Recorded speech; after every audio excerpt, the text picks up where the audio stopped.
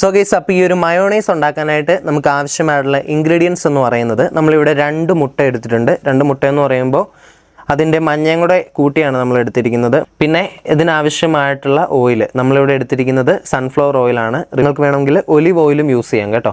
പക്ഷേ ഫ്ലേവേർഡ് ആയിട്ടുള്ള ഒരു എണ്ണയും യൂസ് ചെയ്യാനായിട്ട് പാടില്ല. അതായത് കോക്കനട്ട് ഓയിലോ പാം ഓയിലോ അങ്ങനെയുള്ള ഒരു വിധത്തിലുള്ള ഓയിൽസും യൂസ് ചെയ്യരുത്.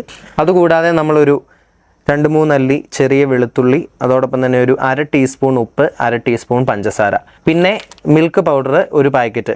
അപ്പം നമ്മൾ ഒരു മിക്സിയുടെ ജാർ ഇവിടെ എടുത്ത് വെച്ചിട്ടുണ്ട്. അതിലേക്ക് നമ്മൾ എടുത്തു വെച്ചിരിക്കുന്ന 2 മുട്ട നമുക്ക് ഇതിനകത്തോട്ട് ഇട്ട് കൊടുക്കാം. 2-3 അല്ലി വെളുത്തുള്ളി നമ്മൾ എടുത്ത് വെച്ചിട്ടുണ്ട്. അത് നമുക്ക് ഇതിനകത്തോട്ട് ചേർത്ത് കൊടുക്കാം.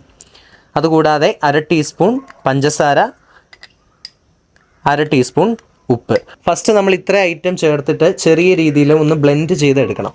ഒരു 10 സെക്കൻഡ് നേരത്തേക്ക് നമുക്കിതൊന്ന് ബ്ലെൻഡ് ചെയ്തെടുക്കാം. മതിയാവും. നമ്മളൊരു 10 സെക്കൻഡ് നേരത്തേക്ക് ബ്ലെൻഡ് ചെയ്താൽ മതിയാവും. സൺഫ്ലവർ ഓയിലിൽ നിന്ന് ഒരു 1/4 കപ്പ് അതിനകത്തോട്ട് നമുക്ക് ഒഴിച്ചു കൊടുക്കാം. അടച്ചു വെച്ച് ഒരു 10 സെക്കൻഡ് നേരത്തേക്ക് നമുക്ക് മിക്സ് ചെയ്യാം.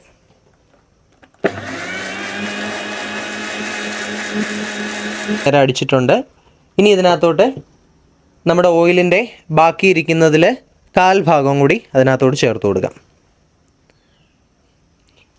അതിനുശേഷം അതും ഒരു 10 സെക്കൻഡ് നേരം നമുക്ക് ബ്ലെൻഡ് ചെയ്യാം.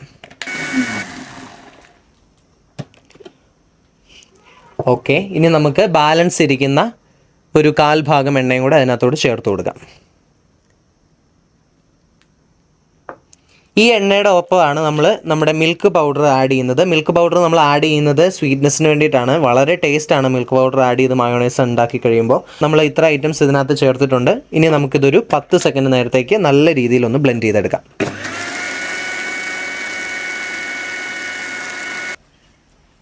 സോ നമ്മുടെ ബ്ലെൻഡിങ് കഴിഞ്ഞിട്ടുണ്ട്. അങ്ങനെ നമ്മുടെ സ്വീറ്റ് ആൻഡ് ക്രീമി ആയിട്ടുള്ള മയോണൈസ് ഇവിടെ റെഡി ആയിട്ടുണ്ട്. നിങ്ങൾക്ക് തന്നെ കാണാം അതിൻ്റെ ടെക്സ്ചറിങ് നല്ല സ്വീറ്റ് ആൻഡ് ക്രീമിയാണ്. ഒരു രക്ഷയില്ലാത്ത ടേസ്റ്റാണ് കേട്ടോ. നിങ്ങൾ ഒരു തവണയെങ്കിലും ഇത് ട്രൈ ചെയ്ത് നോക്കണം. പിന്നെ നിങ്ങൾ ഒരിക്കലും കടയിൽ നിന്ന് പോയി മയോണൈസ് വാങ്ങിച്ച് കഴിക്കില്ല. കാരണം അത്രയും ടേസ്റ്റി ആയിട്ടുള്ള മയോണൈസാണ്.